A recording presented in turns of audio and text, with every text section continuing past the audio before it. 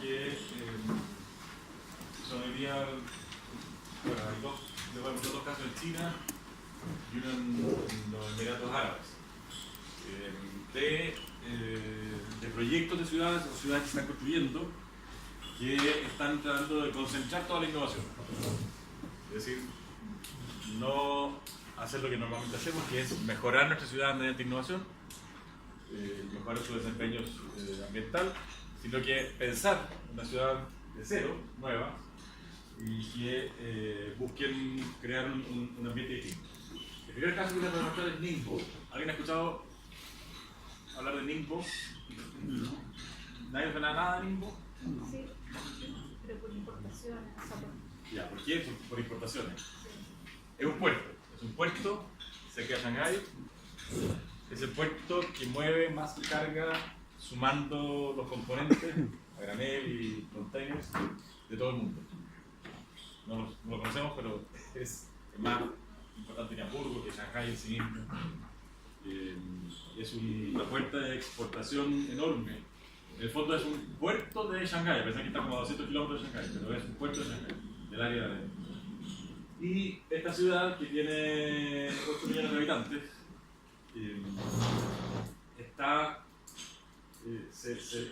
los chinos decidieron que esta ciudad iba a ser su modelo de ciudad sustentable para poder pensar en el desafío que ellos tienen de urbanizar la cantidad de territorio enorme.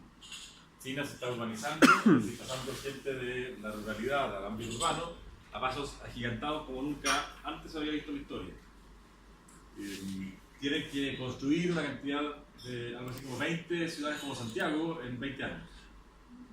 Por la migración que están teniendo del interior, especialmente hacia la costa oriental.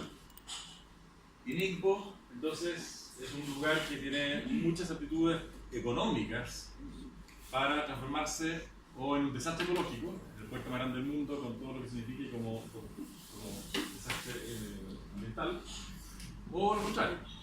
Los chinos están proponiendo hacer lo contrario, transformar esta ciudad en una ciudad modelo que les pueda servir para planificar sus otras ciudades ambientalmente sustentables. Y la estrategia aquí ha sido, al mismo tiempo que mejorar el entorno central de la ciudad, esta imagen que hay aquí de la zona central de la ciudad, con la clásica niebla de la zona oriental de China, y además de mejorar el centro, que ha sido limpiar este río, recuperar espacios públicos, trasladar parte del puerto más hacia afuera. Después vamos a ver la geografía, que es una zona que tiene muchas islas, que permite diversificar mucho los frentes portuarios. Ellos han planteado, además de todo eso, construir 11 villas temáticas. La estrategia aquí no es mejorar la ciudad y transformar la ciudad que tenemos, sino que es a esta ciudad le vamos a agregar 11 ciudades, villas pequeñas, temáticas. De manera que no sea Ningbo, la ciudad, la que se modernice y atraiga todas las inversiones y todo el turismo y todo lo que queremos atraer a esta ciudad, sino que sea mediante estas nuevas 11 intervenciones, un poco como una acupuntura, a una escala china, por supuesto, del entorno del alrededor de Ningbo. Y de esa manera generar los cruces de actividad y de acumulación de conocimiento y de tecnología que finalmente resulten en una ciudad muchísimo más ambientalmente sustentable. Ningbo es una ciudad que está, como decía yo, en la costa de China, la costa oriental. Ahí está Beijing, ahí está Shanghái, ahí está Hangzhou, que es otra ciudad grande, y Ningbo. Este es un triángulo muy poderoso económicamente. Aquí hay 200 kilómetros en línea recta, pero en realidad como aquí hay un estuario muy grande, el recorrido en tren rápido es como 4 horas, es más largo. Pero funciona Ningbo como parte del puerto de Shanghái. Y luego, si miramos más al interior, vamos a ver que Ningbo, que está aquí, en Shanghái es esto. Este es un triángulo, ¿no es cierto?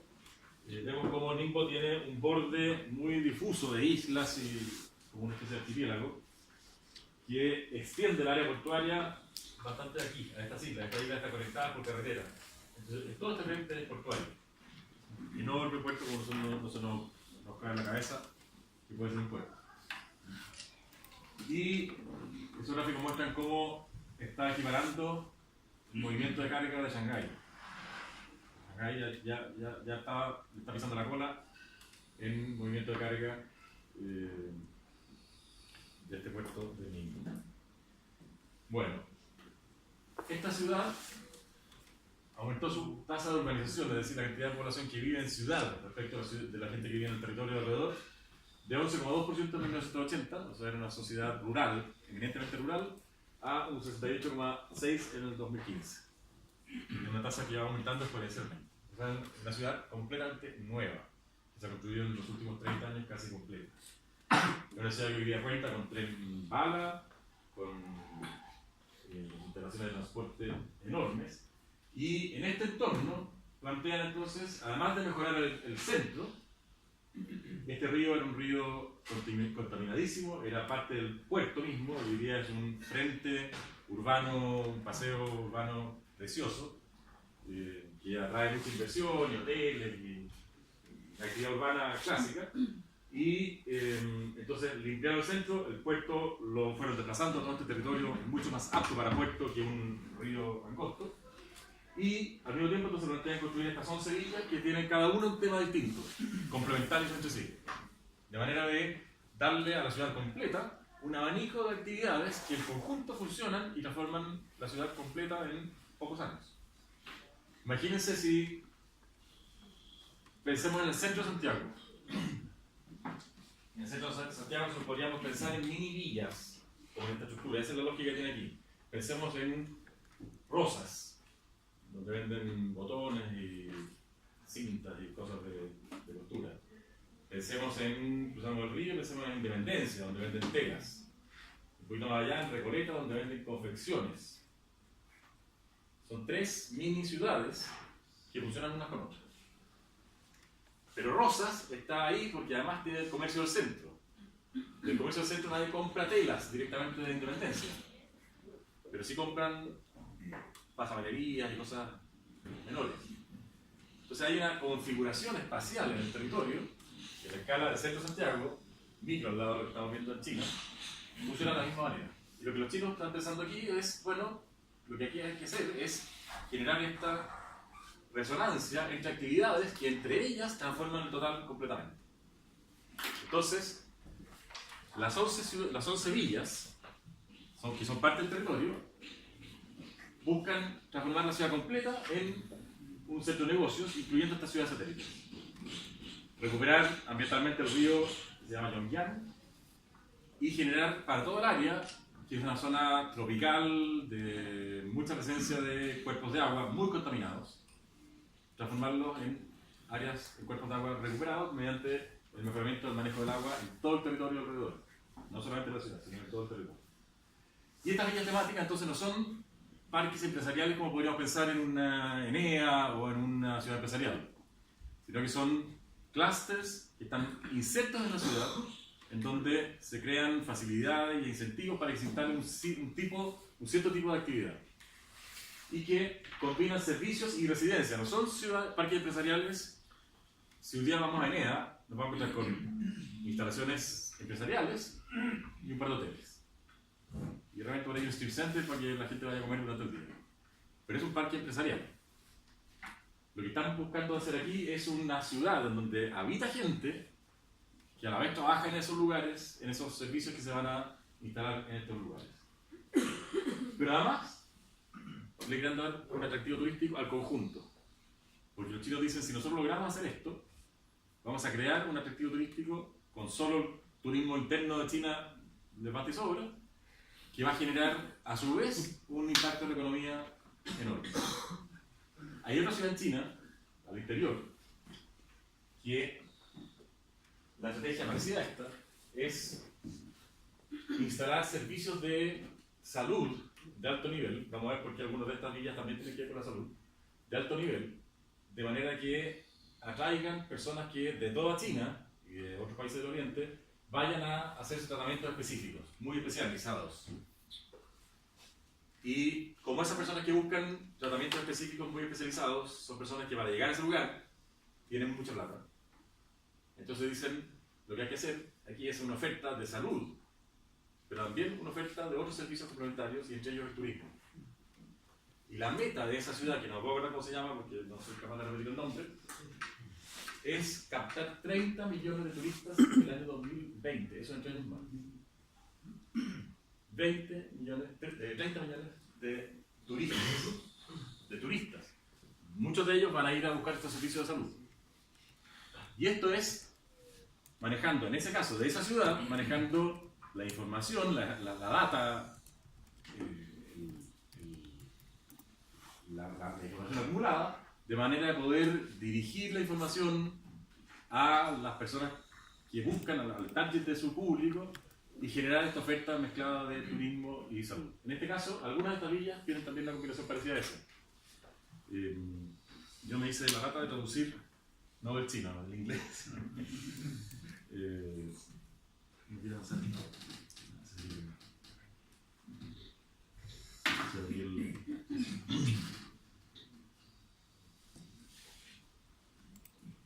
Le puse el Google Maps abierto y el ingrediente me trancó. Vamos a ver si reacciona. Bueno, me di la lata de poner la lista, se la muestro al tiro, se la voy a leer por mientras se carga, de los títulos de estas ciudades. Una se llama, no lo voy a leer todas, pero algunas. Una se llama Yangbei y es un clúster para la industria de medición de energía, nuevos materiales e industrias de equipos de energía. Mira lo específico. O sea, una de estas 11 villas se va a dedicar a eso. A ser un clúster para la industria de medición de energía, industria de la medición de la energía, nuevos materiales e industrias de equipos de energía. Otro que se llama Meishan va a ser una villa costera de servicios de salud y bienestar, esparcimiento y paisaje, que está en una isla. Otra se llama Fenghua y se va a dedicar al turismo cultural y comunidades en retiro. Busca ser un gran centro de esparcimiento y ocio. Otra que se llama Jinzhou, especializada en servicios financieros y manejo de grandes fondos. Otra se llama Yuyao Industrial Park, que es un distrito especial para la industria de los moldes y matrices. Es lo específico, claro, la cantidad de moldes y matrices que se fabrican en China genera universidades respecto a ese tema. Entonces, ahí va a estar. Ninhai es un hub de investigación y desarrollo, centro de manufactura de vehículos de nuevas energías. Otro que se llama Yuehu Jinhui, para albergar numerosas instituciones financieras, incluyendo firmas de capital de riesgo y de internet financiera. Y así. Y esto no se tranque. Lo que quiero decir con esto es que lo que normalmente nosotros pensaríamos en cuál es el destino estratégico de Santiago, por ejemplo, si transformamos a Santiago en una ciudad universitaria, por ejemplo, estamos pensando en una cosa consolidada y en un solo destino, o varios destinos para una sola ciudad. Lo que están haciendo aquí es pensarlo al revés, como dar vuelta el calcetín. Y decir, ¿cómo rodeamos esta ciudad de actividades que entre todas ellas transforman el centro? Entonces, el que va, imagínense los hoteles que se van a instalar en el centro de Ningbo, ¿cómo van a poder prestar servicios a estas 11 actividades, que con que le resulten 5, ya es enorme, al mismo tiempo? La sinergia y el intercambio es fenomenal. Entonces, esa es la estrategia de esta ciudad. Y esto se me trancó más siempre.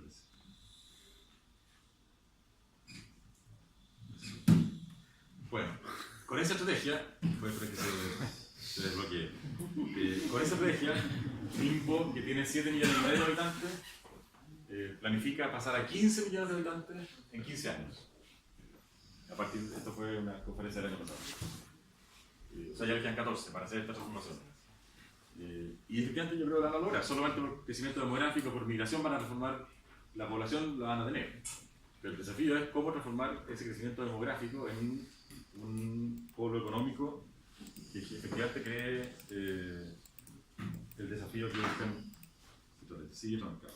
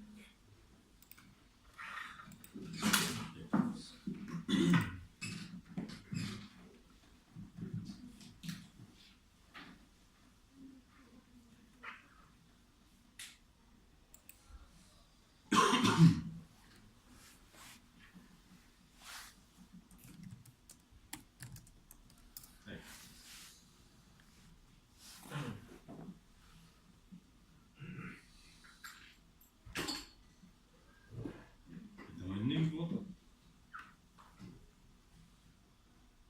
Y ahí está el nombre de la ciudad, que ya se lo leí. Y esa es la distribución de algunas se me salían del mapa, ya más para el sur, pero este es el centro de Ningbo, este es el río que renombré, y el puerto que está repartido en todo este frente, y mediante esa carretera también en parte de estos de frente. O sea, es una playa de frentes portuarios enorme. Esa zona de café que se ve ahí, parte del mar contaminable, decía, ¿no? El mar. Ya. No, la foto del satélite la pone así en colores, no sé si hay partes que son... No sé. Las fotos chinas son bastante atrasadas en Google. Ok. No hay fotos muy recientes. ¿Quién De hecho, nadie administra, escribió. ¿Sí? ¿quién administra las villas? ¿Son como... tienen sus propios como representantes o son como aquí los No sé. barrios? No sé. Son distritos. Yo me fijé que están asociados a distritos. Esto tiene distritos como comunas. Son esas las comunas que van a intervenir. Es como si una se trasladara en Puente Alto, otra en Buin, Ya. otra en Quilicura. Puede volverse una más para por favor. Me di cuenta que hay una falta de fotografía a Rosario.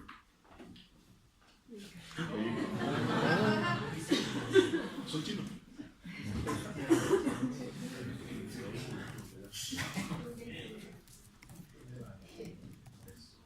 Yo les puedo dejar la presentación, pero voy a corregirla.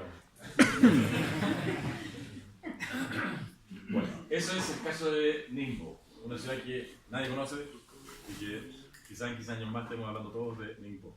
O a lo mejor no, porque los chinos también han tenido su caída importante en esta línea, pero aquí yo vi un plan bastante sólido y ya con inversiones en curso, una ciudad que ya transformaron el centro completamente, una ciudad muy bonita además, por lo demás una ciudad que uno no espera que una ciudad portuaria sea más bonita. ¿Sí? Sí, esta estrategia podría ser ocupada para el caso de Chile. Digo, geográficamente o espacialmente, como es Chile, con una costa larga, ¿verdad? Tenemos varios puertos en el país. Sale que somos la entrada y la salida, tenemos un buen punto estratégico para comercializar con el mundo. Sin embargo, no tenemos polos industriales o de desarrollo de tecnología, por ejemplo, como el caso de China. Sin embargo, se está hablando de la oportunidad de hacer cosas para nosotros exportar a la región, específicamente a América Latina, porque tenemos ciertos avances con respecto a ello. Mi pregunta es si geográficamente, como es Chile, ¿puede ser que una estrategia para ti viable en un futuro? Yo creo que sí, depende de... Considerar, por ejemplo, una industria en Concepción, o quizás algo con el litio, generar tecnología con el litio del norte, y de alguna manera potenciar las regiones con este tipo de estrategias. Yo creo que sí, yo no soy economista, así que hablo de la ignorancia de un urbanista, pero yo creo que sí. Yo creo que sí hace falta desarrollo tecnológico en darle valor agregado a lo que se elabora en Chile o a lo que se produce en Chile, pero también hace falta infraestructura. Por ejemplo, el sistema que tenemos hoy día, con un túnel, con una cuesta de caracoles increíble, para que pase una carga de camiones enorme todos los días por ahí, dependiendo del clima, no resiste mucho. Entonces, un segundo túnel de baja altura y el túnel de las leñas, por Rancagua, yo creo que son imprescindibles. Definir por fin, de una vez por todas, qué va a pasar con los puertos de San Antonio y Valparaíso, cómo se va a repartir la carga ahí. Pero además que, pensando en esta estrategia, creo que lo que hace falta en Chile es pensar una macro región central que incluya un polígono de actividades que va desde el túnel de Caracoles, el túnel que es nuevo en Rancagua, Santiago, Los Andes y San Felipe, Valparaíso y San Antonio, todo eso como una macro región que funcione como un solo todo. Todavía tenemos en la cabeza que uno sale de Santiago, toma una carretera que va por el campo y llega a Valparaíso. pero resulta que hay muchísima gente que vive en Valparaíso y trabaja en Santiago y al revés, todos los días viajan y para ellos no es un viaje por el campo. Y lo mismo en Rancagua, lo mismo en San Felipe. Entonces, en la medida que hagamos como cuajar esta gran área central, creo que toma 3 regiones, Valparaíso, Metropolitana y O'Higgins, creo que en ese momento puede que tengamos una estrategia de este tipo. Yo creo que ahí hace falta una mirada más integral. ¿Sí? Sí, solamente para complementar, hoy día hay una alianza completa con China, hay un proyecto que en este momento se está ejecutando, si no me equivoco, 650 millones de dólares, que consiste en interconectar por fibra óptica Shanghai con Valparaíso o Punta Arenas, por lo tanto no es tan, digámoslo, comenzar, digamos, eso, de hecho es una realidad. Por lo tanto, yo creo que Chile debería estar pensando cómo se puede, ¿no es cierto?, complementar con todo este comercio que se da. China eligió a Chile, digamos, como una plataforma de comunicación al interior de Latinoamérica y es una realidad. Porque en Chile hay un desarrollo relativamente mejor de las telecomunicaciones que en el resto de América, entonces es un buen punto de Es un excelente punto de vista. No, yo estaba mirando esto. Realmente suena bonito. No tome a mal la opinión mía. Suena bonito. No, si no son míos los pueblos. Sí, no. Para que nadie se ofenda por lo que digo. Ya bien, podemos construir muchas cosas y podemos tener muchos planes de eso. Pero una de las cosas que yo he visto, como yo soy cubano, llevo 10 años acá en Chile, es la actitud de la gente, ¿me entiendes? Podemos crear todos estos pueblos, tener todas estas ciudades satélites y todo eso, pero a veces no funciona. Por ejemplo, yo te voy a poner, yo viajé a Arica y conozco y estuve compensando lo que pasó. Arica pudo haberse convertido en algo mejor, pero fuimos de cierta forma egoístas, tratar a la gente que iba para allá. Y ahora se están acentuando los peruanos mucho más, que están casi construyendo en el desierto. Ahora, te voy a transponer esto mismo a Santiago. Santiago, debido a la crisis económica que vivimos, debido a la criminalidad económica, muchos lugares salieron porque no era rentable. Ahora han venido una emigración acá, se ha sentado, venezolanos, y los sitios han prosperado. ¿Por qué? Porque hay otro tipo de atención. Entonces, a veces yo digo de que más que pensar en la estructura o copiar o tipificar eso hacia acá, hay que un poco cambiar el chip. Porque no podemos tener muchas cosas bonitas, una infraestructura muy bonita, pero no funciona así. Si la parte humana no funciona, no sé si me van a entender. Sí. Entonces, eso es uno de los problemas que veo. Sí, hay muchos proyectos, vamos a hacer esto acá, vamos a aprovechar esto. Hay cosas muy bonitas que se pueden aprovechar en Chile. Y a veces yo me entristezo cuando yo no estoy acá. Yo ya casi soy chileno ya. Y digo, ¿por qué pasan estas cosas? ¿Me entiendes? Es muy bonito, podemos trazar, hipotizar. Pero lo demás se queda. Porque yo he visto, me acerco a un lugar y me tratan mal. Mi propia gente me trata mal. Ahora voy a otra gente que de cierta forma lo rechazamos. Y tenemos otro tipo y prosperan. Entonces estamos diciendo, ¿y por qué? Entonces yo creo que todo este capital va muy ligado a muchas cosas, no solamente construir. Es decir, al capital humano que podemos tener para hacer las cosas, porque sinceramente estamos muy mal en esta parte. No sé, por eso es que yo al principio puse capital humano, uno de las claves, de los factores, y la integración, incluso la inmigración, y el encuentro, la fricción entre actividades. Yo creo que ahí está la clave. Y claramente Chile tiene una mochila en eso porque tenemos todavía una cultura muy aislada. En China también ha habido problemas con este tipo, porque se han construido muchas ciudades pensando tecnología y de esto, y cuando se han convertido en puros elefantes blancos. Y no funciona. Y es puro millón lo que se han construido. Sí. No más. De acuerdo. Desde el punto de vista gubernamental, ¿de quién depende? Porque siempre se habla de planificación.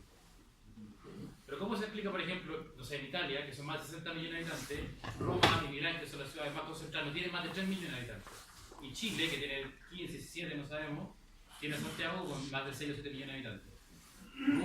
Gubernamentalmente, ¿quién es la institución, o sea, quién es la encargada, digamos, de hacer lo que tú decías delante? Valparaíso, Santiago y alrededor, ¿qué pasa? O sea, ¿es culpa de la región, es culpa de los municipios? ¿De quién es culpa? Yo creo que es madurez geopolítica del país. En Chile estamos recién pensando en tener una política de ordenamiento territorial. Tenemos política de desarrollo urbano, una política de desarrollo urbano reciente que se preocupa de la ciudad para adentro. Pero la relación entre ciudades y el territorio la tenemos todavía abandonada. Una política de ordenamiento territorial justamente se hace cargo de eso. ¿De cuál es la relación de este conjunto de núcleos urbanos que les comentaba yo de la zona central?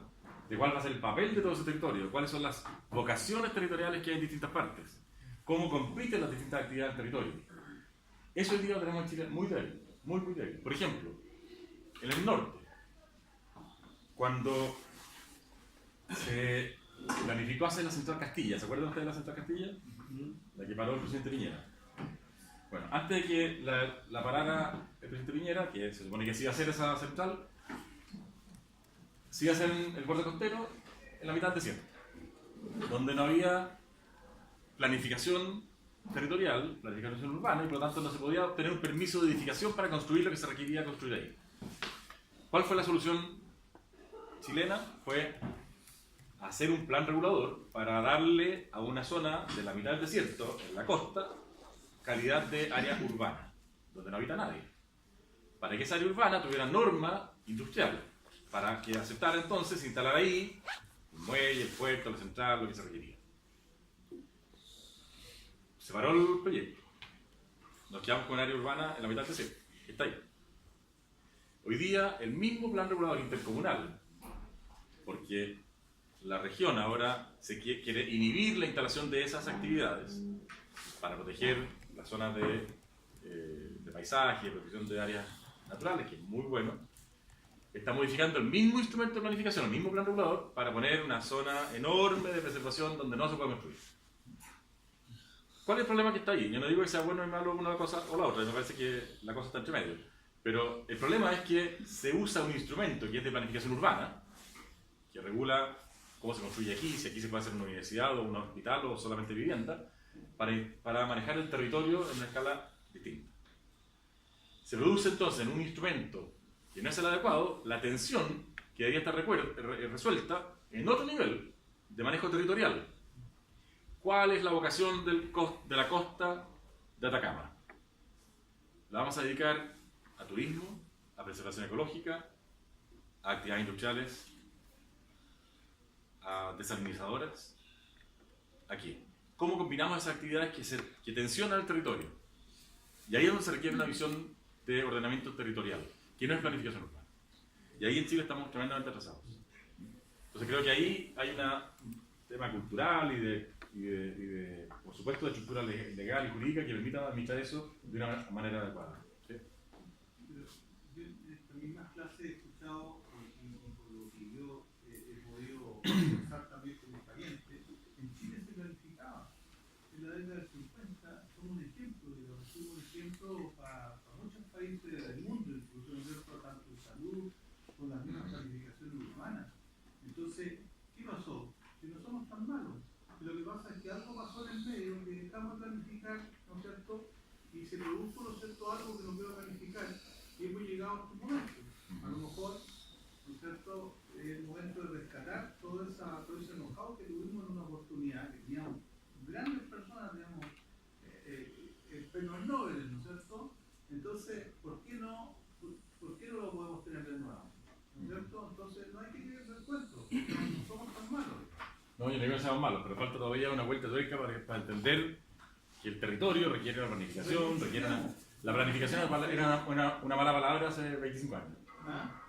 La planificación era una mala palabra hace 25 años. Yo creo que está ese pero antes sí. Hoy día no, hoy día se requiere planificación, la gente asume que hay que planificar.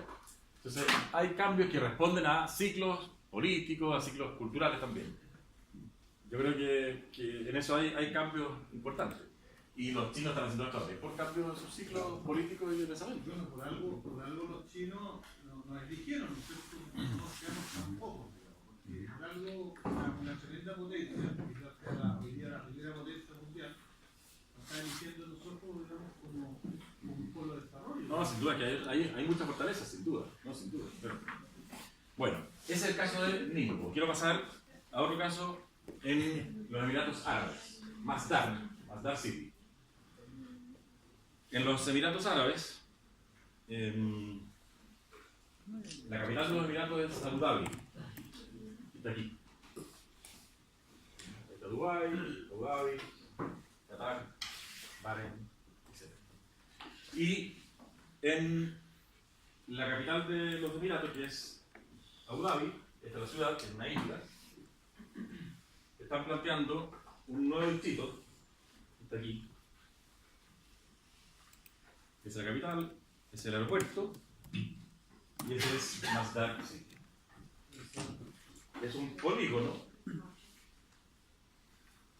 Es un polígono que, asociado al aeropuerto, que busca concentrar las instalaciones de alta tecnología orientadas a la sustentabilidad, especialmente las energías.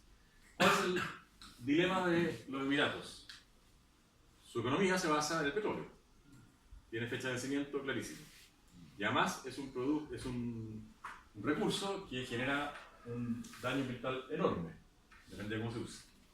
Entonces están previendo que en algún momento, también luego, su economía también va a colapsar si es que no le dan actividades complementarias al petróleo. De hecho, es por eso que estos lugares hoy día son famosos, porque tienen instalaciones que no tienen nada que ver con el petróleo, que son posibles porque tienen muchos recursos de instalar en esos lugares, pero que generan muchísimos servicios. El boom de Dubái y de Abu Dhabi tiene que ver con eso, utilizando los recursos del petróleo. Pero lo que están haciendo, con mucho ojo, es generar una economía muy distinta a la del petróleo. Y Masdar es justamente un distrito dedicado a eso. Es un distrito empresarial también. Está al lado del aeropuerto, que es esto, que está empezando a construir. Esto es foto de hoy día o de ayer, no sé. Y esto ya tiene aquí varias construcciones. Y es una ciudad cero emisiones. Es decir, una ciudad que no emite emisiones a la atmósfera, que es neutra en la producción de carbono y que funciona con energía propia. Solo una sola observación. En los últimos meses salió que el gobierno árabe no va a seguir. Hay una crisis, pero yo creo que va a seguir. Yo creo que va a seguir, sí. Ahí le están quitando financiamiento. Sí. De alguna manera se preguntan en el mundo de la secretaría, bueno, si este era el ícono, ¿qué va a pasar? Lo que pasa es que esto, el problema que tiene hoy día es que esto depende de una empresa estatal. Por ahí tengo el nombre.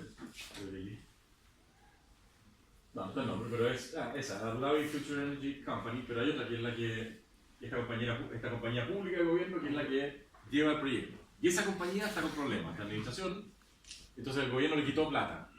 Y efectivamente hoy día hay grandes dudas de cuál es el futuro de esto. Pero a mi juicio esto ya se lanzó. Puede que tenga un retraso, puede que tenga una reorientación. Pero ya se lanzó y hoy día esto es una realidad, está construido. Todavía pequeño, pero está construido y está funcionando. Es un proyecto diseñado por Norman Foster. Tiene hoy día una superficie de 640 hectáreas, de las cuales hay como 40 desarrolladas. Y lo que ya está desarrollado es cero emisiones, ya es cero emisiones. Todo lo que se está construyendo ahí, lo que está funcionando ahí, ya es cero emisiones y cero residuos. Es un tremendo logro. Esto es, a diferencia de lo que demostraba en Ningbo, que era la estrategia de potenciar una ciudad existente con una especie de acupuntura en el entorno. Aquí es, construyamos una ciudad nueva, olvidémonos de lo que tenemos y pensemos en la tecnología que tenemos hoy día disponible, que es esta. Y permite entonces generar la misma sinergia que busca Ningbo en esta resonancia entre distintas ciudades en torno a Ningbo, aquí lo busca en un distrito concentrado. Y aquí nos vamos a lucir y vamos a hacer todo. Es una apuesta, creo yo, más riesgosa que la de Ningbo, en el sentido de que es una sola que si falla todo. En cambio la de Ningbo puede que alguna de esas villas no funcione y no se construya nunca, o sea un fracaso. Pero el resto muchas de ellas sí van a funcionar. Aquí la apuesta es más dudosa en ese sentido. Pero está funcionando. Estas son imágenes de Google, esto existe y está funcionando. Hay una cantidad de empresas instaladas aquí enorme, todas empresas dedicadas a las tecnologías limpias. Toda la ciudad funciona con energías renovables, edificios de baja altura, de alta densidad y de usos mixtos que les comentaba hace un rato cuando hablábamos de movilidad. El uso mixto permite disminuir la necesidad de movimientos. es una ciudad que no tiene vehículos que usen combustibles fósiles, solo vehículos que usan energías sustentables.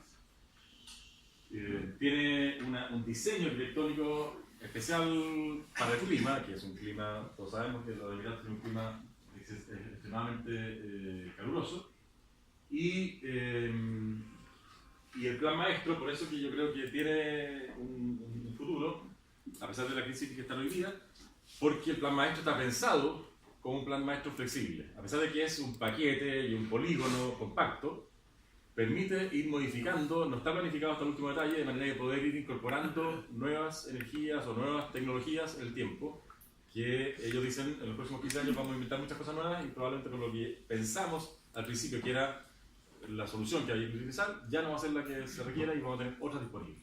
Entonces es un plan maestro que está enfocado con una estrategia muy amplia que permite ir incorporando modificaciones en el tiempo. En la práctica, hoy día ya tiene 50.000 habitantes, con todo el comercio y todas las instalaciones para eso. Es un diseño de ciudad compacta orientado al tránsito, el TOD, Transit Oriented Development.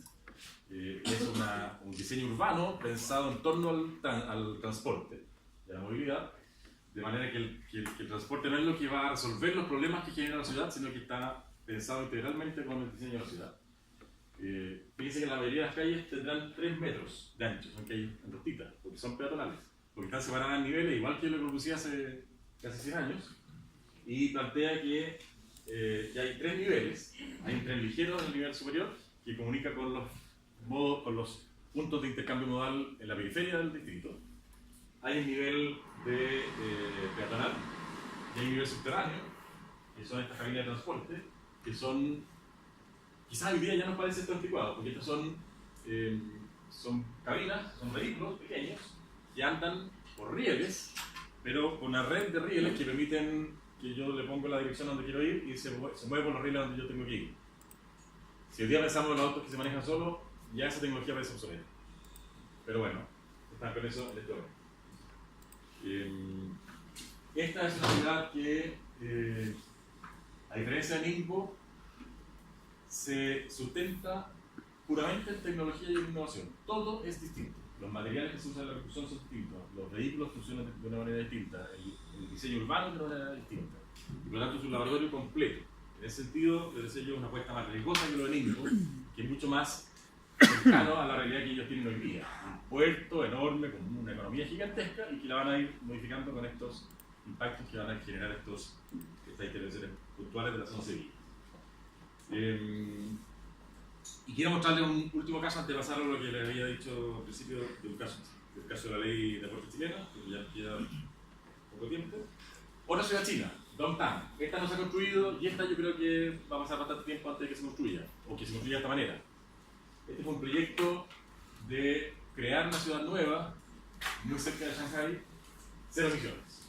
Un proyecto que comenzó en el año 2000 y que no se ha construido, a pesar de que parte de la infraestructura que justificaba la construcción de esta ciudad ya se hizo, que es un puente. Esto es Shanghai, este es el río Yangtze, este es el estuario del río Yangtze, y al medio está esta isla, Chongming. Y la ciudad planificada está en esta punta. Aquí hay un área de humedal, de estos Ramsar, que son humedales clasificados en catálogos mundiales de áreas muy delicadas de la naturaleza. Y se construyó este puente, que a través de la isla comunica con el norte de la costa china de Shanghai, una ciudad enorme, ya más como en la superposición de, cuando lo comparamos en la isla, con Londres, esto es Londres, y esta es la ciudad planificada. Esta es parte de esta isla. De aquí hacia acá es preservación ecológica del humedal, y esta es la comparación con la superficie de Londres, y esta es la comparación con la superficie de Manhattan. Lo que quiero que se fijen es la comparación de Manhattan con Shanghai. Una ciudad donde caben todos chilenos y sobran. Bueno, esta ciudad está planificada en el sector como parte de este corredor y como una extensión. Imagínense cómo es este complejo el funcionamiento de esta ciudad enorme de 20 millones de habitantes en un territorio continuo urbano. donde no, aparte del tren bala, las carreteras no son de mucho desarrollo como en Occidente. Entonces, moverse aquí son varias horas. Por lo tanto, seguir extendiendo esta ciudad hacia la periferia es muy difícil, porque no es funcional. Entonces proponen, bueno, saltémonos aquí, con un puente de mucha capacidad, saltémonos y estaremos aquí un desarrollo en uno de los principales flujos que tiene Shanghái hacia el norte. Y ahí entonces desarrollamos esta ciudad. Y esa es la propuesta. Esta es una ciudad que está diseñada casi en su totalidad y que responde a esto, lo que yo les comentaba hace un rato. Este es un proceso de desarrollo urbano que viene en China, que está haciendo hoy día calcula que tiene que construir 400 ciudades nuevas en los próximos 20 años. De esas son como 20 Santiagos, el resto son ciudades menores. Para recibir 300 millones de personas que se cambian de la vida rural a la vida urbana. Es un fenómeno que nunca antes se había visto en la humanidad, de urbanización tan acelerada. ¿Saben cuál es el otro fenómeno de urbanización así de acelerado? No así de acelerado, pero así de importante en la historia de la humanidad. ¿Qué otro proceso hay de planificación urbana y de urbanización así de rápido? O comparable. La fundación de ciudades en América, de los españoles. La colonia española fundó 200 ciudades en 200 años en América Latina. Eso no ha sido superado nunca. Va a ser superado recién ahora. Y por eso que los españoles planificaron también con una estrategia con la innovación de la época. Si pensamos en la ciudad que tenían en España, el concepto de ciudad que tenían en España, no era precisamente la ciudad de cuadrícula que tenemos hoy día en América. Las ciudades españolas que tienen cuadrículas, por ejemplo Madrid, que tiene una zona de cuadrícula, Barcelona, que tiene una zona de cuadrícula en el Sánchez, son zonas de esas ciudades que vienen de vuelta a América. Es decir, los españoles tenían una ciudad heredada del medioevo, en España del tiempo de la fundación de las ciudades americanas, y por lo tanto plantean una ciudad completamente distinta a la que ellos tenían. Y dicen, tenemos que ser modernos, estamos en el Renacimiento, y dicen, hay que ser modernos y hay que racionalizar, y inventan un timbre para fundar ciudades, que se llamó las leyes de Indias. Las leyes de Indias son un instructivo para cada conquistador que llevaba su rollito, lo tiraba y decía cómo tengo que fundar la ciudad. Una cuadrícula de tal dimensiones, calles paralelas y perpendiculares, en la plaza central una manzana vacía, en donde está la iglesia, el gobierno local, los representantes del imperio, y ahí se reparten los solares y volvemos al tema de la fundación de Santiago clásica. Bueno, ese fenómeno requirió una lógica de instalar una impronta de urbanización distinta. Y el esfuerzo que hicieron los españoles fue ese: crear una ciudad fantástica que son las ciudades americanas. Bueno, los que están en ese punto, en otra escala, saben que tienen que hacer esta urbanización enorme. Y saben que no pueden repetir lo que tienen, porque no tienen destino. Entonces inventan, por eso tanto esfuerzo, lo ven con esto, y hay muchos otros casos en China que están en otro estado de avance. De cómo entonces podemos asumir esta urbanización que se nos viene encima y que vamos a tener que construir viviendas para 300, o sea, ciudades para 300 millones de habitantes. 300 millones de habitantes. Esta migración, que la están haciendo de alguna manera premeditadamente, porque han descubierto que es mucho más fácil atender la economía en la ciudad que en el área rural, va a tener consecuencias ambientales enormes si no se hace algo a tiempo. Entonces plantean Dongtan como un modelo a seguir, porque es una ciudad que es capaz de asumir una población enorme con un impacto ambiental cero, por lo menos en emisión. ¿En qué consiste esta ciudad? Tiene transporte público sustentable con energías renovables, taxis acuáticos con energía solar en canales y lagos. A la ciudad solamente se puede entrar en vehículos que tengan combustibles no renovables alternativos, no puede entrar alguien en su auto normal.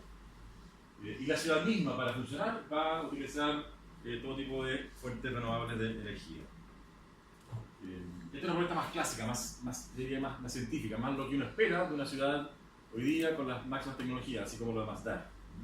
Muy distinta a la estrategia de Ningbo, por eso lo puse la estrategia de Ningbo al principio, porque me parece que es una estrategia más adecuada a las posibilidades más reales de las sociedades que tenemos hoy día. Esto es el sueño, y este sueño nos ha construido. Don Tang crea precedentes importantes en el sustento y financiamiento de proyectos de este tipo y propone disminución del consumo energético y las emisiones de CO2.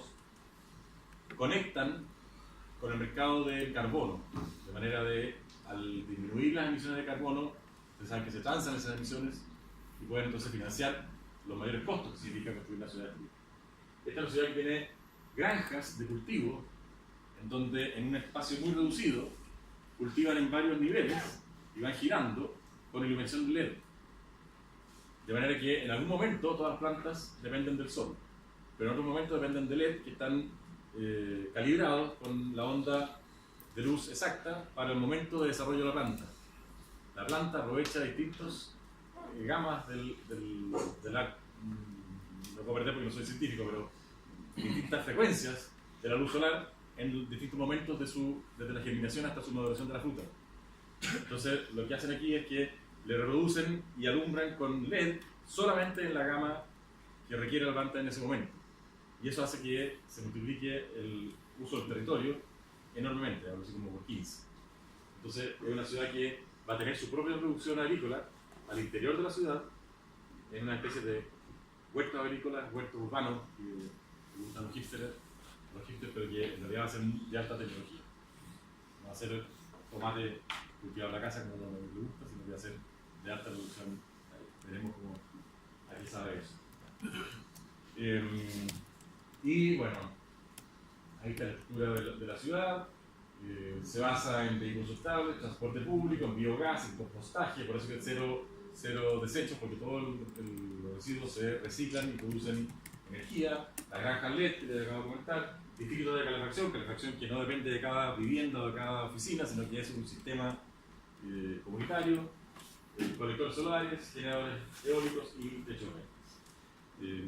Esta es una propuesta más científicamente clara de cómo debe ser una ciudad para que tenga un resultado ambiental de ese tipo, pero claramente una ciudad artificial completa. Muy distinta al caso de Ningbo, que es una ciudad que tenemos y que la mejoramos para mejorar su economía en un giro hacia la sustentabilidad.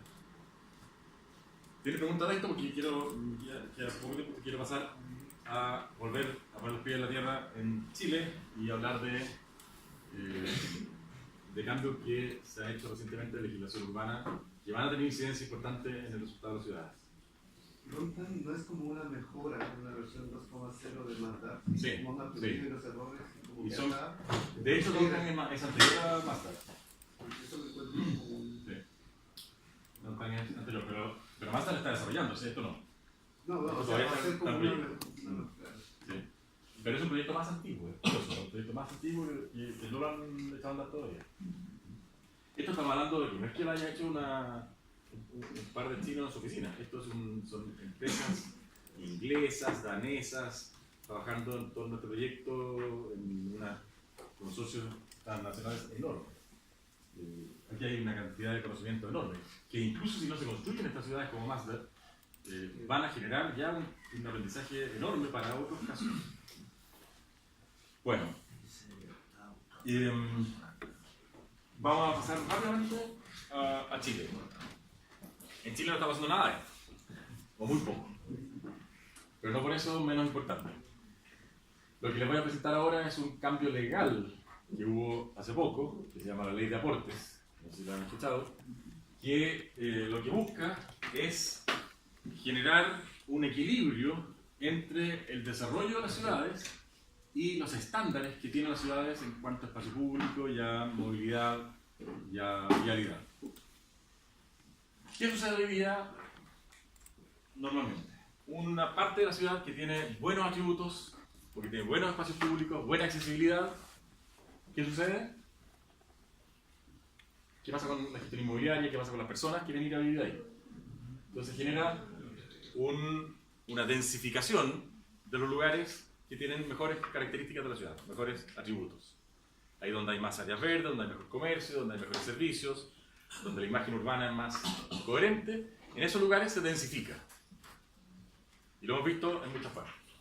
Esa densificación, hasta ahora, no lleva asociado una mejora de lo preexistente, sino que se mantiene lo preexistente y se aumenta el uso porque hay más personas viviendo ahí o más oficinas trabajando ahí.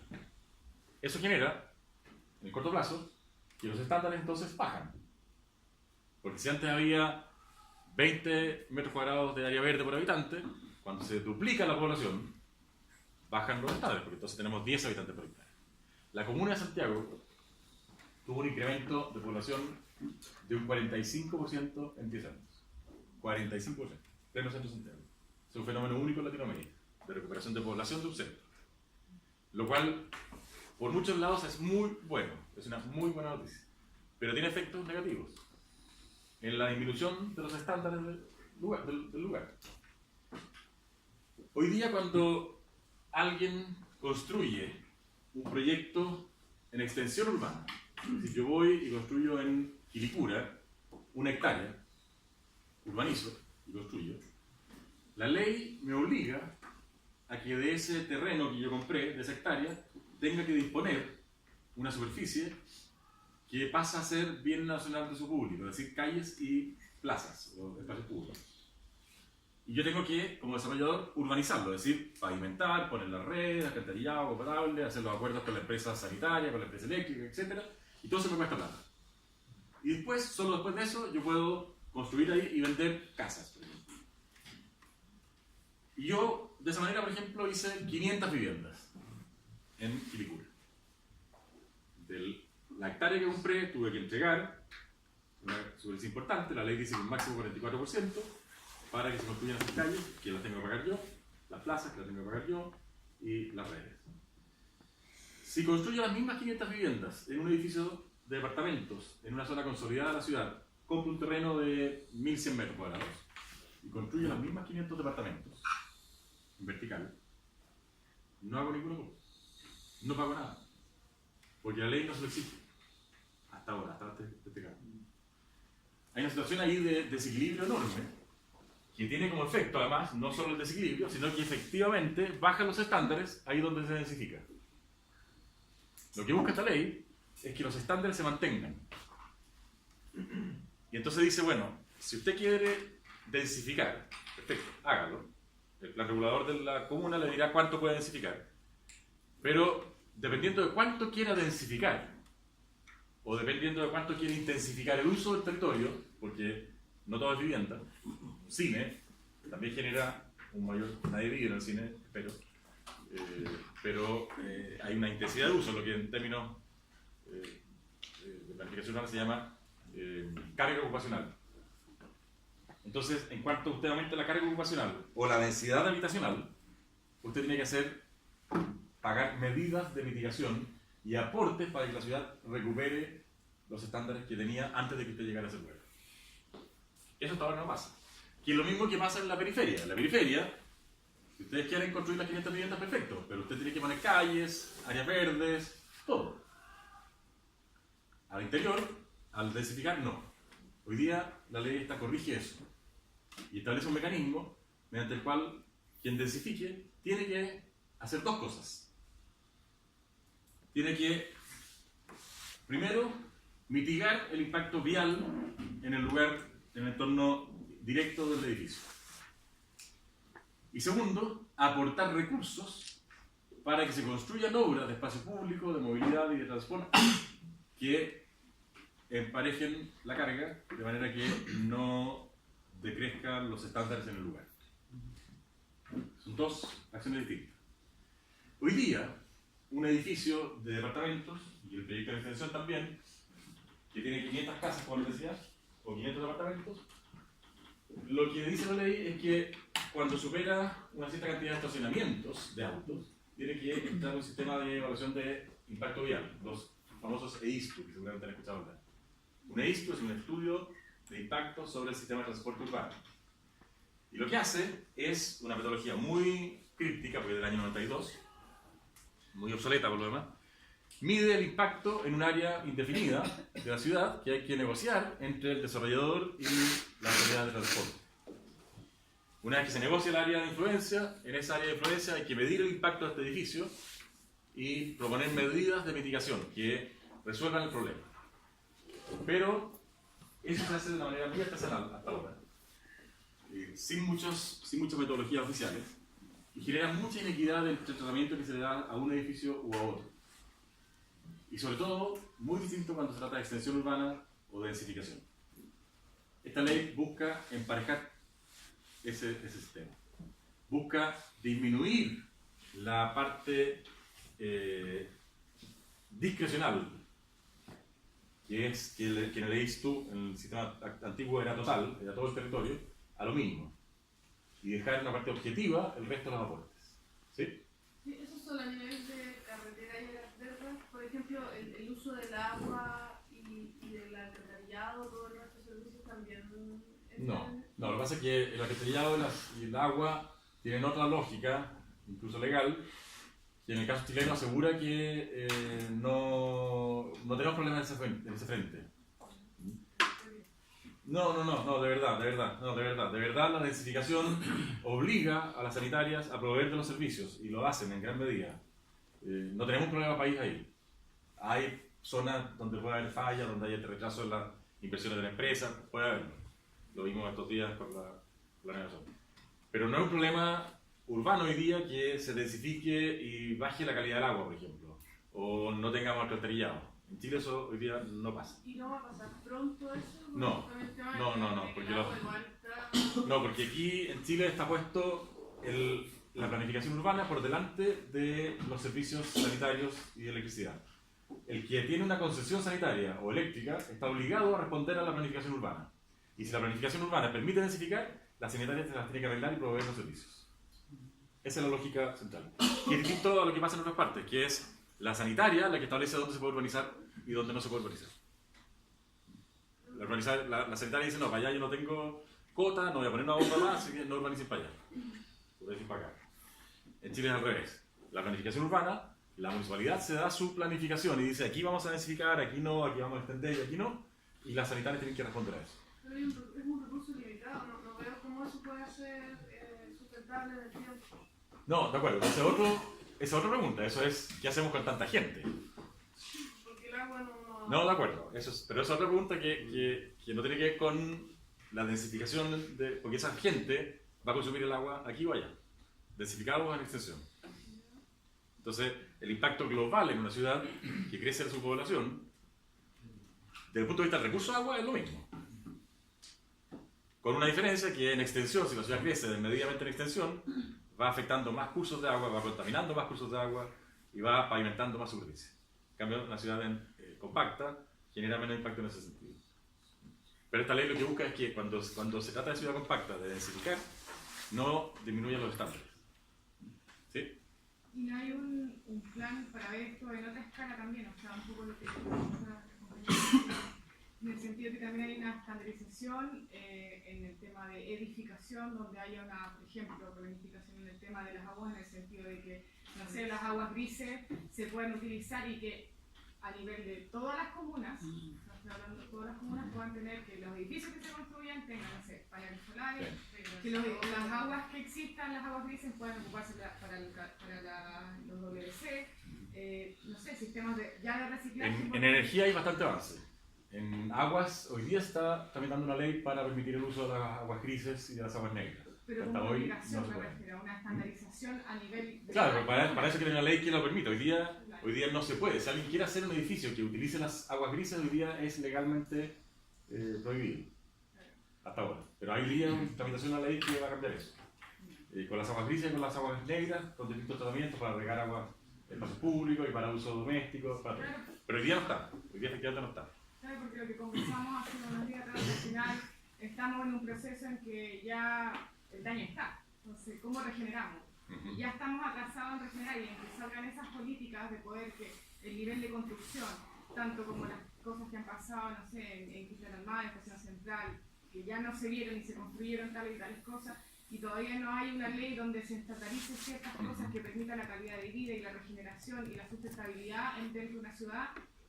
Esta ley asume parte de eso, no asume la parte del agua ni de la energía. Pero ojo, que densifiquemos o no, es lo mismo. Por lo tanto, yo no quiero quitarle peso a la observación de ustedes. Quiero decirle que no está en el ámbito de esta ley y que es una ley que es una lógica que afecta a cualquier modo de desarrollo urbano y que hay que trabajarlo desde esa perspectiva. Hoy día tenemos en energía bastante avance. Hoy día hay incentivos para que se instalen sistemas de captación de energía solar y eólica también. Hay sistemas ahora, ahí está el mecanismo para que los privados puedan vender energía a la red cuando lo producen ellos, etc. Pero esta ley lo que busca es más de urbanismo puro. Es que si yo en un barrio donde hay una plaza, y hasta ahora tenía un ámbito de influencia donde vivían 1000 familias, y se densifica, y vamos a tener 2000 familias, bueno, tenemos que tener 2 plazas. Así de simple. Eso es lo que busca esta ley. No es más que eso. Es mantener el estándar de la ciudad que tenemos. Pero tiene una cosa muy astuta, que genera los recursos ahí donde hay avidez por instalarse. Entonces, capta de ese lugar para mantener el estándar, y mantiene el estándar no solo en ese lugar, sino que reparte al resto de la ciudad. Y la voy a explicar por qué es así. ¿Sí?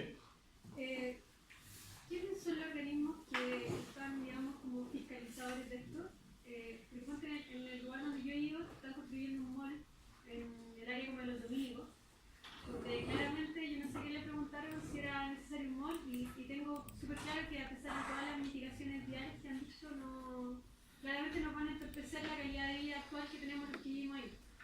Entonces, el tema es cómo también esto se traspasa a la ciudadanía en general, para que, porque en el fondo aquí, o sea, nosotros como ciudadanos no tenemos idea, o sea, salvo, no sé si la municipalidad, no sé si, porque hay como las típicas peleas entre el mismo, entre ¿cómo se llama los otros organismos que son más chiquititos? Los de el Servium, después está la municipalidad. A ver, es la municipalidad la que tiene responsabilidad sobre la planificación urbana local. Ya. A través de un plan regulador que debe modificar o crear con participación ciudadana.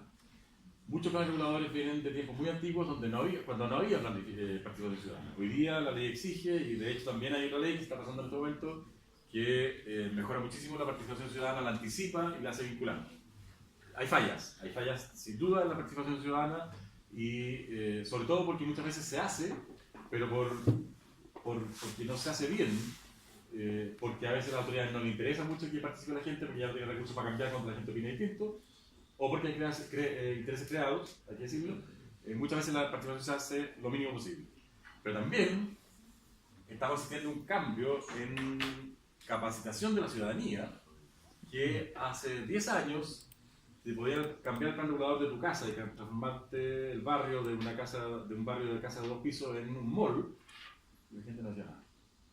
No hacía nada porque no le interesaba, porque no veía la diferencia, porque no captaba cuál era el problema, no sabía si le convenía o no le convenía. Hoy día, cada vez más, eso es un tema que la gente está manejando. Entonces, hoy día la participación ciudadana, cuando se modifican los instrumentos de planificación, es muchísimo más activa. Y por lo tanto, en la medida que se vayan recambiando los planes reguladores, que se deben ir recambiando permanentemente, va a ir teniendo cada vez mayor incidencia en la participación ciudadana. Pero además está esta ley que les digo que está tramitando en este momento, que mejora el mecanismo. Bueno, pero quiero volver a la ley de aportes. Lo importante es que establece un pago de aportes en plata, aparte de un estudio de mitigaciones en obras. Por tanto, un desarrollo que llega a un lugar tiene que hacer estas 2 cosas. Tiene que estudiar su impacto vial en el entorno inmediato, 8 cuadras a la redonda, y proponer medidas de mitigación que mantengan el nivel de los flujos que había antes de que llegara ese edificio. Y tiene que proponer entonces modificar los tiempos de los semáforos, hacer una mediana, un giro, una pista nueva, lo que sea, para resolver el problema y mantener los flujos que estaban antes. Eso es parecido a lo que se hace hoy día. La diferencia es que hoy día la metodología es abierta. Entonces el señor dueño del proyecto tiene que ir a una ventanilla única de la Secretaría de Transporte regional y empezar a negociar. Negociar primero la superficie de influencia, después las medidas, después cuáles son los plazos, después cuáles son los costos de las obras. y es tremendamente abierto. Y la autoridad le va a decir, oiga, pero es que aquí hay una carencia previa a su edificio, entonces si no lo hace usted, no se lo aprobamos.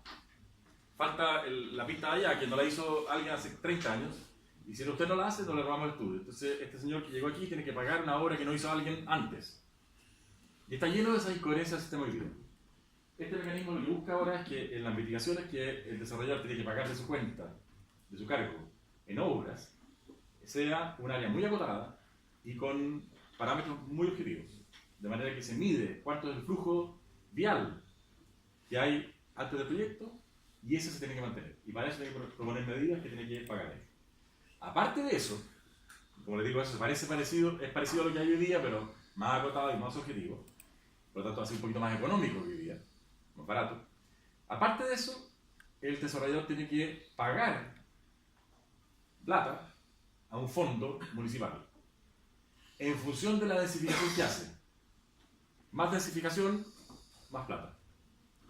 Y en función del precio del suelo, porque las obras son más caras en los lugares más caros. Entonces, si yo densifico un lugar de alto valor, tengo que pagar mucha plata para que la municipalidad pueda hacer espacios públicos comprando terrenos muy caros. Si un lugar menos caro, todo cuesta menos, por lo tanto los recursos son menores. Eso genera un emparejamiento de que no todos quieran instalarse en los lugares premium, sino que también va a haber una intención más difusa para instalar en lugares de valores menos caros y se reparte la carga. Eso permite que la municipalidad con esos recursos construya obras de su planificación, que tienen que estar en un plan anunciado y participado también, de estas son las prioridades de obras físicas que va a construir esta ciudad, esta comuna, con los recursos que tenga de estos aportes. Pero el desarrollador no controla eso, pone plata más. Y la municipalidad está obligada a invertir esos recursos solo en ciertos elementos, no es plata de la municipalidad, es plata que va a una cuenta única que solo puede destinar a comprar terreno para construir obras de espacio público, áreas verdes o nuevas vialidades en el concepto este que les he comentado de movilidad, por lo tanto desde ciclovías hasta autopistas si quisiera. Eso hace que la municipalidad tenga planificado un set de obras que hoy día normalmente están en los reguladores dibujados, pero que nunca se hacen porque no hay recursos. Ahora van a estar los recursos, por lo tanto las municipalidades van a juntar los dos planes. Los recursos que les llegan por la ley de aportes con las obras que están planificadas en el plan regulador y que nunca pensaron que lo podían hacer. Ahora van a poder hacer. Porque aumentan los recursos, los edificios van a tener que aportar. De esa plata que recauda la municipalidad, cuando se trata de una municipalidad que está en una ciudad conurbada, es decir, donde hay más comunas, más de una comuna, como el caso de Santiago, por ejemplo, el 40% de los recursos que recauda la municipalidad tienen que ir a obras de carácter intercomunal, de manera de hacerse cargo de la ciudad en su conjunto, no solamente de mi comuna. Entonces, cuando Vitacura recibe un permiso de edificación que densifica ese edificio, haga primero su estudio de mitigación vial en las 8 cuadras de la redonda y además haga el aporte en función de la densificación que propone, la municipalidad de Vitacura va a tomar esos recursos y un máximo de un 60% lo va a destinar a obras de la propia comuna de Vitacura y un mínimo de un 40% va a destinar a obras que son del plan intercomunal, porque los edificios afectan a toda la ciudad. Y sobre todo porque en muchos casos los edificios están en fronteras de comunas. Pensemos en un edificio, por ejemplo, en alguien de Concepción, un edificio en San Pedro de la Paz, a 200 metros del puente. Va a generar flujos en Concepción, al otro lado del río. Entonces el 40% de los recursos que aporte ese edificio van a ir a la comuna de Concepción o de San Pedro de la Paz, no sé. Entonces tiene un principio redistributivo también en ese sentido. Una consulta, usted viene de un fondo municipal que por lo que veo va a manejar unas placas siderales. Ese fondo, ¿cómo lo controla? ¿Está Contraloría? ¿Cómo se controlan todos los recursos públicos? Ajá, ¿de municipalidad? De municipalidad. Ajá. Sí, pero lo que pasa es que todos vemos que las municipalidades no son muy prolijas en el uso de los hay de todo. municipales. Hay de todo, ese es el Chile que tenemos. Claro, porque por ejemplo, la mayoría de las cosas, por ejemplo, la plata de educación la usan en otras cosas y así. No están así, no están así. Yo en eso no hay que creerse la mala prensa, no están así. La verdad es que la mayoría de las platas de Chile se usan bien. Y efectivamente hay plata mal usada, pero tampoco hay que echar abajo todo el sistema porque las platas se usan mal. Eso, ojo que tendemos a ser autoflagelantes en Chile con eso. Y de 360 comunas que hay en Chile, habrán 15 con problemas, 20 con problemas, no sé. Y sobreparte el presupuesto. Entonces, ojo con eso, que no hay que generalizar porque no es tan así. Estas platas se van a usar en una cuenta única, por eso se creó de esa manera, cuya salida va a ítems específicos y eso es súper controlado. ¿Cuándo está en vigencia esta ley? Esta ley está en vigencia ya, pero la misma ley generó una transitoriedad que, porque tiene un reglamento asociado que ya se diseñó, está hoy día en aprobación en la Contraloría General de la República. Una vez que la Contraloría lo apruebe, pasan 18 meses para que entre en plena vigencia toda la ley. De manera que hay tiempo para adaptarse, para que las municipalidades hagan sus planes y empiecen a hacer una especie de marcha blanca para aprobarlo. De un día para otro es un cambio tremendamente profundo. ¿Allá? Bueno, que ya yo lo adelantaba, cuando se habló de esta ley, se habló el tema del precio del uso del suelo, cómo se podría controlar o alguna información especial respecto a este tema. A ver, esta ley no es una ley de control del precio del suelo, pero sí tiene efectos en eso. ¿En qué sentido? En que si, como la ecuación, yo creo que tengo por ahí la ecuación, no sé si puse la ecuación, pero la ecuación que calcula el monto de los aportes se basa en el precio, en la valor fiscal del suelo, del terreno, y la densificación que yo agrego. En la medida que el terreno es más caro, tengo que hacer más aportes. Por lo tanto, ahí hay un elemento de captación de plusvalía. Capta la plusvalía del suelo para fines de uso público, que es generar obras de infraestructura, de espacio público y de vida. Entonces eso va a hacer que va a inhibir, en cierta medida, la construcción en terrenos muy caros. Y como va a haber menos presión por construir en terrenos muy caros, va a tender a controlar el precio de los terrenos muy caros. Es que se haya pensado, por ejemplo, en la Corby, que sí, o sea, controlara los suelos, No hay control de precios de suelo, menos en esta ley. No es lo que dice. ¿Este aporte es único? ¿Se hace solamente una vez? Una vez asociado al permiso de edificación. Si yo después hago un nuevo permiso de edificación en el mismo terreno, por ejemplo, amplío una obra, tengo que hacer el aporte por la diferencia. ¿Qué pasa en aquellos casos de, por ejemplo, en los casos que ya se ha construido? Un ejemplo claro del Costanera, donde genera un impacto al entorno importante, el impacto de la movilidad, por ejemplo, pero constantemente, anualmente, genera riqueza por conceptos de riesgo, por conceptos de comercialización. Por tanto, hay una generación constante y a la vez hay un impacto constante. Esta ley se hace cargo del impacto diferencial del antes y del después. Antes del Costanera y después del Costanera. Una vez que está el Costanera, esos costos y esos beneficios los genera y se asumen por las leyes tradicionales, por el pago de contribuciones de bienes raíces, que aumenta, por los pagos de patentes comerciales, que también aumentan. Eso es lo que en pareja, en eso no ha cambiado. Eso no ha cambiado. Esta ley se hace cargo del delta de diferencial. ¿Esta ley va tanto para los que construyen 500 viviendas como para quien construye su propia casa? Sí. Lo que pasa es que el que se construye su propia casa, para las mitigaciones directas, son dos sistemas. Reservo la pregunta y déjame pasar un par de láminas para explicártelo. Las mitigaciones directas son la resolución mediante obras que paga el desarrollador del impacto en el entorno directo. Obras físicas. No son aportes, son mitigaciones. ¿No es cierto? Considera viajes y no vehículos porque el sistema actual de los sediscos considera estacionamientos. Este considera viajes porque incluye los peatones. Por ejemplo, el Costanera Centro, en el caso, tiene un impacto hoy día, por ahora, antes que entran las oficinas, hoy día que el centro comercial tiene un impacto muchísimo más importante en flujos peatonales que en vehiculares. De hecho, los flujos vehiculares han disminuido en el sector con las obras de mitigación que hizo el Costanera Centro. Pero el flujo peatonal está desbordado. Esta ley considera los viajes, todos. Por lo tanto, en el caso del Costanera Center, probablemente lo hubiera exigido menos estacionamientos y más obras de peatonalización y de espacio público. Y las medidas de mitigación comprenden distintos modos de transporte, incluyendo los no motorizados. El sistema hasta ahora funciona solamente con autos, pero este propone medidas de mitigación que pueden ser ciclovías, puede ser peatonalizar, puede ser paraderos de micro, puede ser conexiones con el metro y puede ser también calles.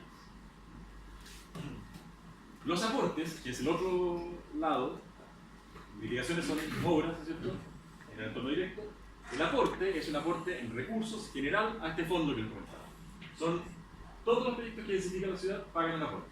En el caso anterior, y aquí te respondo la pregunta, en el caso de las mitigaciones directas, una casa entra, el permiso de edificación va a entrar a un sitio web en donde le va a medir por la dirección y por el permiso de edificación, le va a medir con el impacto que tiene en el entorno.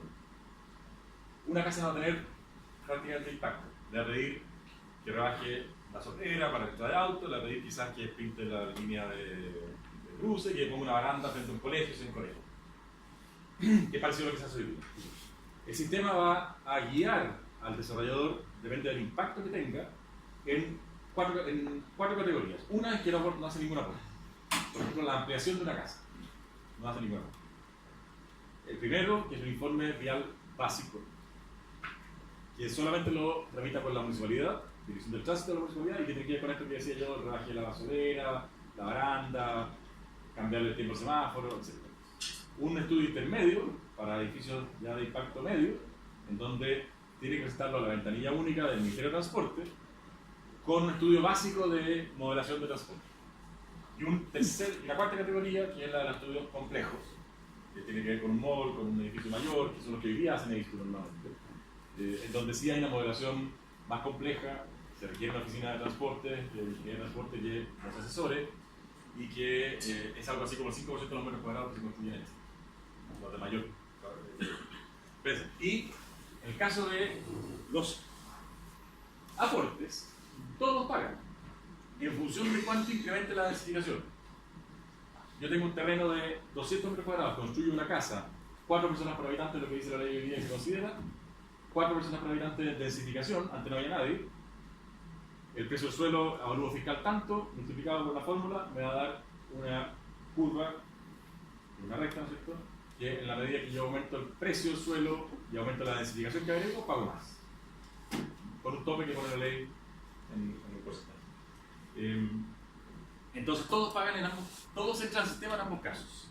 Una casa de perro, por así decirlo, y el Costanera Center. La casa de perro, en el primer sistema, el de las mitigaciones, en ese, va a quedar excluido inmediatamente. Eximido. Y el de los aportes va a decir, pague por lo que densificó. Entonces, si yo, por ejemplo, boto una casa y construyo 2, pago por el diferencial, porque ya había 4 personas habitando ahí. Entonces pago por las 4 adicionales.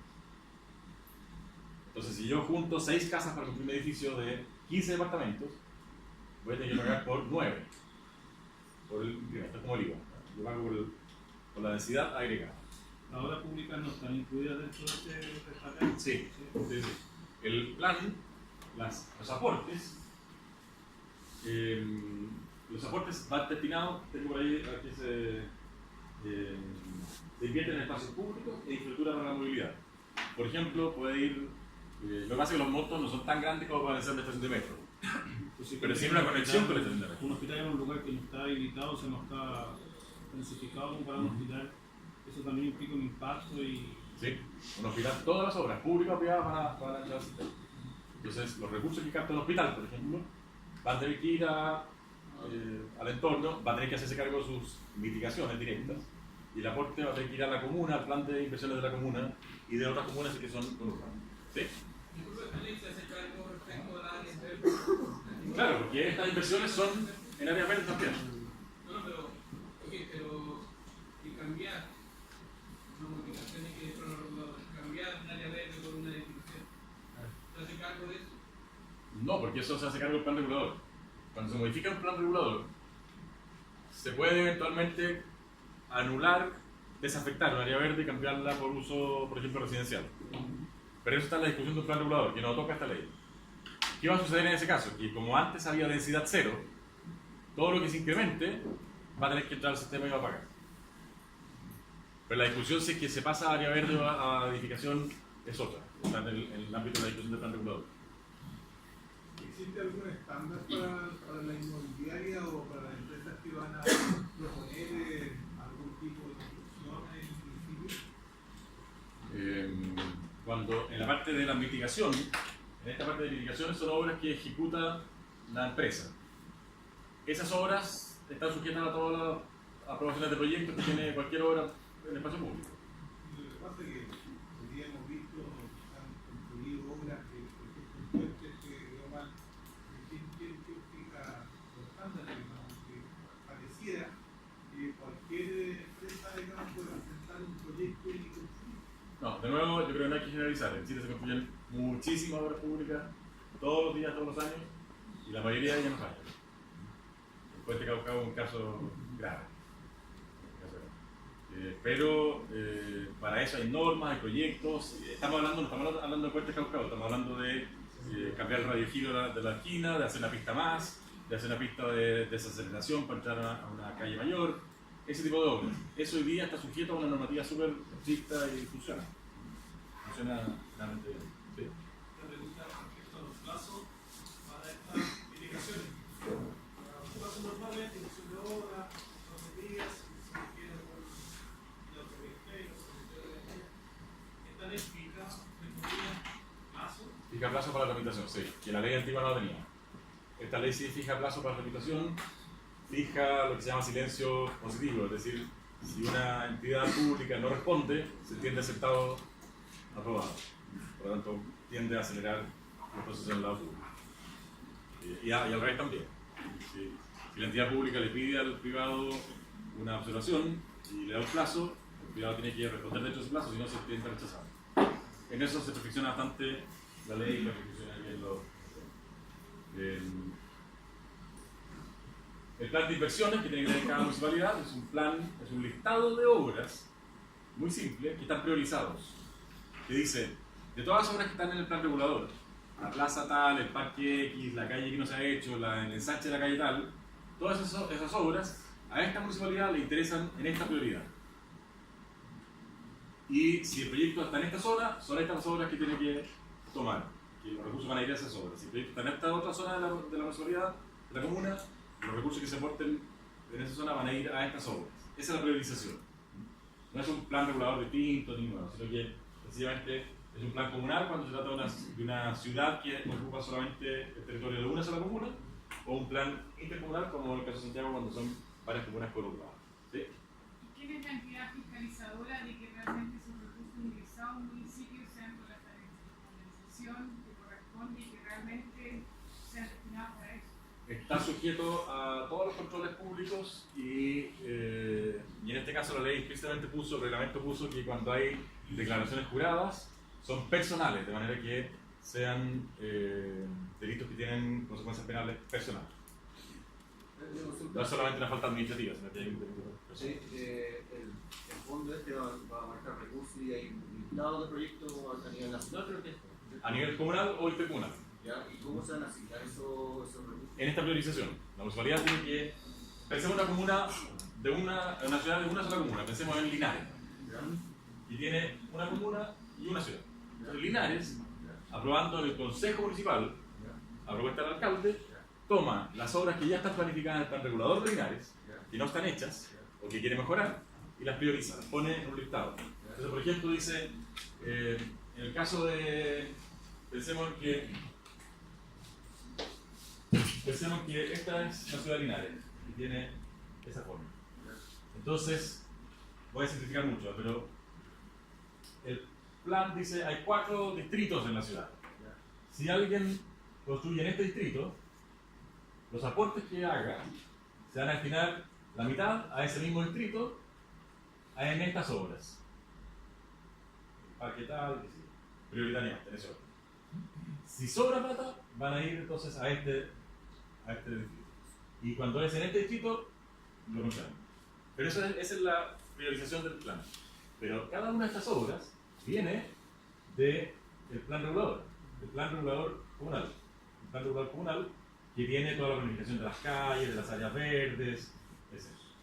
No hay una priorización Lo que uno ve en Santiago, por ejemplo, es que las comunas pobres les falta áreas verdes, les falta equipamiento y las comunas ricas sobran equipamiento. Claro, lo que va a pasar aquí es que normalmente esas comunas pobres no tienen las áreas verdes planificadas, pero tienen los recursos para explotar el terreno y construir. Aquí va a tener los recursos para hacerlo. Y tienen prioridad Y las tiene que poner la prioridad. por sobre las comunas ricas. No, va a depender de la actividad inmobiliaria que haya en esa comuna. Como va a ser menos, va a tener menos recursos. Pero va a haber recursos que se van a traspasar de los recursos de las comunas ricas a las pobres en un 40%. Pero es gestión de la comuna priorizar en qué obras se van esos recursos. Estos proyectos que se van a presentar en el plan regulador, ¿hay participación ciudadana como alguna manera para priorizar esos proyectos que se van a delinear en cierto sector? El plan regulador tiene obras planificadas que tienen su propio proceso de aprobación. Y como conversamos hace un rato, efectivamente hay carencias o falencias de participación que han ido mejorando en la medida que la sociedad es más activa, pero también porque hay un proyecto de ley que va a cambiar la manera en que se participa. Pero eso es el plan regulador. Este plan de inversiones toma las obras que ya están aprobadas en el plan regulador, hayan o no tenido participación ciudadana, es el problema del plan regulador y hay que mejorarlo por ese lado, pero las obras que están en el plan regulador las toma y las pone y las prioriza. No se vuelven a discutir. ¿No mejora la participación ciudadana para llegar a un...? No, eso va por el lado de la modificación de la ley de planes reguladores. Bueno, el plan comunal lo aprueba el Consejo Comunal, lo elabora la municipalidad, el plan intercomunal lo aprueba el Consejo Regional, lo elabora la CDMI de Vivienda y Urbanismo. Tienen consulta pública la elaboración de estos planes, no cada una de las obras, porque las obras van a estar definidas en el plan regulador intercomunal, pero la manera en que yo las priorizo sí tienen consulta pública. Tienen recursos de asistencia técnica para que las municipalidades puedan hacer el plan, porque muchas municipalidades parten con cero. Entonces, el Ministerio de Vivienda y los recursos que se capten se pueden destinar a hacer el plan, las primeras platas para formular el plan. Y también tiene periodo de actualización mínimo de 10 años. Y finalmente, este plan de inversiones se pueden destinar los recursos a ejecución de obras, a pago de expropiaciones, a gastos de administración del propio plan, a instrumentos y proyectos del plan, porque se requieren estudios y se requieren medidas y también se puede destinar, y a actualizar el plan. Esos son los únicos destinos de los recursos. No pueden ir a mejorar la municipalidad, el edificio de la municipalidad. Estos edificios, estas obras. El 70% de los recursos debe destinarse a infraestructura de movilidad, en este sentido amplio que les decía yo, no a hacer vías casadas, a hacer todas las obras de movilidad. Y al menos 40% de los aportes recaudados debe destinarse a ejecución de obras incluidas en el plan intercomunal cuando es una comuna intercomunal.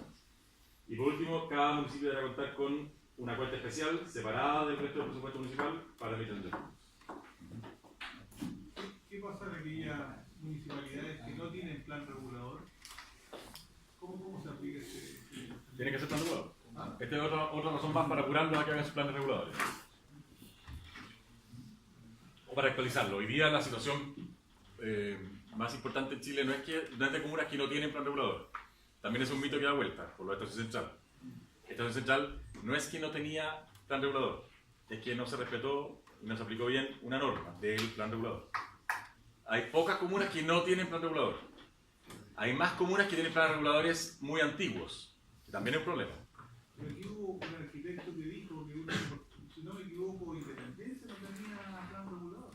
No, si hay comunas que no tienen. Sí, tu abuelo tiene plan regulador. De acuerdo, pero no es. Pero uno lee en el diario y de repente dicen: en Chile falta, no hay plan regulador. No es verdad. Hay unas 20 comunas que no tienen plan regulador en Chile. Y efectivamente, varias de Santiago que son importantes, Pudahuel, Quilicura, de las que recuerdo hacia el vuelo, no tienen, y varias otras. Pero no tienen en todo su territorio, pero tienen en parte del territorio. El 80% de la población de Chile vive en territorios que tienen norma. Esa es la población. Para que, de nuevo, no crean todo lo que sale por ahí. No es que tengamos el caos de planificación en Chile. No, si hay muchos arquitectos que dicen lo mismo.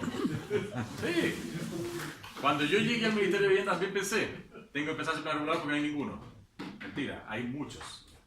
Y el caso de Estación Central, se lo quiero decir bien claro, es una falta a la norma que se aplicó mal. Pero hay plan regular. hay plan regulador intercomunal.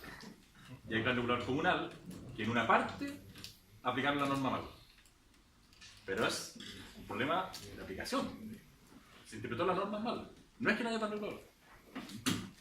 Así que, bueno. Esto viene un poco a suplir la falta de estimación que implican algunas comunicaciones más que nada como dormitorio. Claro, porque tiene este principio redistributivo, que cuando, por ejemplo, pensemos en el golf. El golf va a captar la cantidad de recursos enormes, pero el 40% de esos recursos tiene que ir al plan intercomunal. Entonces, en la definición del plan intercomunal van a estar todas las obras que... claro. Pero es lo mismo, claro. Por ejemplo, el golf, ¿qué colinda? ¿Providencia? No, con toda la región, con todo el plan intercomunal. Puedes destinar el recurso, el plan intercomunal va a definir, no lo define la municipalidad. La municipalidad de origen, ojo con eso. Esto es así, parecido a eso. Si este es Santiago, y aquí está la comuna de Providencia, y en una zona recibe muchos recursos, un máximo del 60% de los recursos va a ir a la misma comuna. Máximo 60%. Y mínimo un 40% va a ir al plan intercomunal, que podrán ser obras del Parque Higgins, podrán ser obras del Piedemonte, podrán ser obras de Bajo Tamena, una plaza que falta. Pero que tiene que estar en el plan intercomunal. El plan intercomunal tiene, esto es binario, yo sé, pero los planes reguladores comunales y los planes reguladores intercomunales, y en este caso va a ser igual, los planes de inversiones comunales y los intercomunales tienen ámbitos distintos. Por ejemplo, la avenida Costanera de Bello está en el plan regulador intercomunal y el comunal no lo afecta. El comunal no puede cambiar el perfil de la avenida Costanera. Pero la calle Las Urbinas está en el plan regulador comunal y el intercomunal no dice nada de eso. Lo mismo va a ser aquí. Entonces, estas obras a las cuales va a repartir el sistema son obras de nivel intercomunal, que no las decide la comuna, las decide el nivel intercomunal. Abarca la ciudad. Abarca la ciudad. Incluso podría estar en la misma comuna, pero es decisión del plan intercomunal. Por ejemplo, que la comuna de Providencia, este 40% que aporta al fondo intercomunal, el fondo intercomunal decide invertirlo en Andrés Bello. Podría ser, pero es decisión del fondo, no de la comuna. La comuna pasó esa plata y el fondo decide. Entonces, hay una... intercomunal el gobierno regional. El gobierno regional. Sí. Entonces, el gobierno regional y el gobierno comunal tienen equilibrios distintos porque tienen ámbitos de competencia distintos. Bueno, estamos en el tiempo. ¿Una última pregunta? Casos similares, como en base a esta administración que tenemos nosotros, donde hay una independencia con poder, con una súper independiente, casos fuera que tengan un sistema de aporte. ¿Casos fuera de Chile? Sí. Muchos. Muchos. Sí, muchos. Y los factores de mayor riesgo, los factores de fracaso, por ejemplo, de éxito, están en qué a ver, yo conozco varios casos que funcionan muy bien, muy bien. Algunos casos que funcionan mal porque no se aplican, sencillamente, porque está en la ley pero no lo aplican. Algunos países latinoamericanos lo tienen sistemas equivalentes, nosotros no lo teníamos, lo tienen en la ley pero no lo aplican, no lo usan porque hay desidia totalmente. Pero este modelo existe en muchas partes. Solamente como anécdota, hace un mes más o menos hubo una charla, una conferencia que hace la Cámara Chilena de la Construcción anualmente, que invita ponentes extranjeros de alto nivel, y vino Janet Sadik Khan, que fue, entre otras cosas, fue la que se encargó del caso de Times Square. Ella era autoridad de transporte de la ciudad de Nueva York cuando se hizo el caso de Times Square con la oficina de Yanquiel. Y ella, aquí en Chile, en su presentación, le preguntaron, después de que hizo su presentación, cuando ya estaban como en el coloquio, le preguntaron qué opinaba de la ley de aporte. Y dijo, bueno, la conozco poco, me la explicaron ayer, dijo, en la comida, y les quiero decir que es lo mínimo que tiene que tener un país. Lo mínimo. O sea, de ahí para arriba. Lo mínimo. Yo sé que para lo que tenemos hoy día, la ley de aporte parece bastante agresiva en algunos casos. Viene de la negociación que ha habido aquí en el Parlamento con la Cámara Chilena de Construcción, que tiene sus intereses, obviamente, los tiene que defender. Porque esto aparece como una agresividad enorme y casi expropiatoria. Pero la verdad es que, como dice Janet Sadik Khan, que no es necesariamente muy de izquierda, es como lo mínimo que tenemos que tener para que la ciudad pueda ser sustentable, y por eso puse el caso en esta presentación, en esta clase, porque es lo mínimo que tenemos que tener para que la ciudad pueda seguir evolucionando y haciendo su metabolismo, densificando más que expandiéndose, porque hasta hace poco la discusión era si la ciudad se expandía o se densificaba. Hoy día, que cuando no nos creíamos que la ciudad se iba a densificar, todos decíamos no, que se densifique, y que terminemos con el crecimiento extendido de la ciudad. Hace 15 años la discusión era esa. Hoy día que la densificación llegó, tenemos que cambiar los mecanismos. Tenemos que cambiar los mecanismos porque no los teníamos. Entonces, eso es. Bueno, muchas gracias.